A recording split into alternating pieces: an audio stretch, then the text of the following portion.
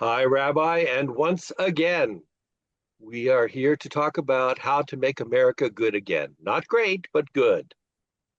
And to everyone out there, please remember to hit subscribe because it doesn't cost you anything and it helps us out a lot, and we appreciate it very much.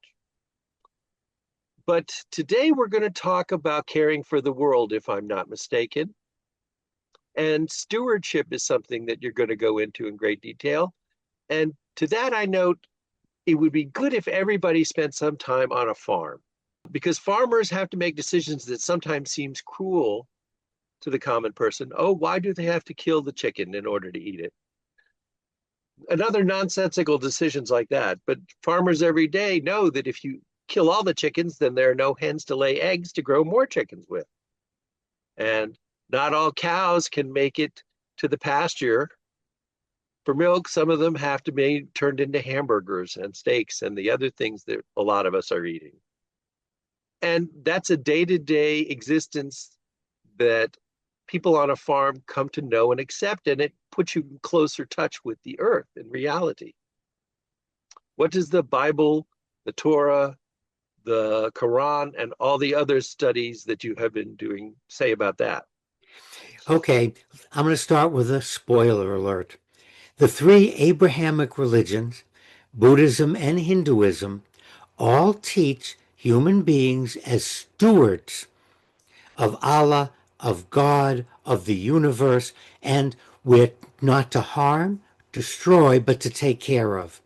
I say that as a spoiler alert because too often when we look at translations of the Hebrew scripture, we see that God tells humanity to fill the earth and subdue it, to have dominion over the animals and the creatures.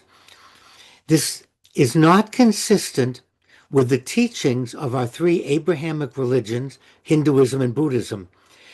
I think some of these translations were done intentionally to get us in the habit or pattern of allowing us to exploit, to poison, and destroy the very earth that we need to live on, because none of the teachings support that. Once you get beyond the one or two lines, in fact, if you substitute fill the earth and take care of it, fill the earth and be my steward, if you just come up with a better translation, it makes perfect sense because all our religions teach nature belongs to God, not humans. The earth belongs to God. We are guardians of the earth. It's a divine mandate. And when we skip around a little, look at Genesis. God took the human and placed them in the Garden of Eden to work it and keep it. In the book of Leviticus, the land is mine. It's God speaking. You are strangers and sojourners with me. Again, Deuteronomy, do not destroy the trees. Okay? Judaism sees the environment as a sacred trust, and we're guardians, not owners. And this is really consistent with the Native Americans who understood that the land belonged to Great Spirit. You couldn't buy and sell it. The earth is a divine trust, we read in the Quran. And as human beings, we are stewards. We are responsible for maintaining the balance of the earth, not causing corruption. Here again is a teaching. And if we want to bring it up to date about the legitimacy of countries to exist, both Judaism and Islam say the land belongs to the people and the people should be in charge. And one group shouldn't enslave another group of people, withhold food and medicine to make them do or hide in hospitals and stuff. Now, Buddhism, Joe, interconnectedness. Everything is interconnected, interdependent, and harming the environment harms ourselves and others. What? If someone pollutes the water in Massachusetts, it's not going to affect the water in Rhode Island? What can you say? Oh, I'm destroying my property, not yours. But it's not true. Buddhism teaches, and it's true, everything's interconnected. Harming nature harms us.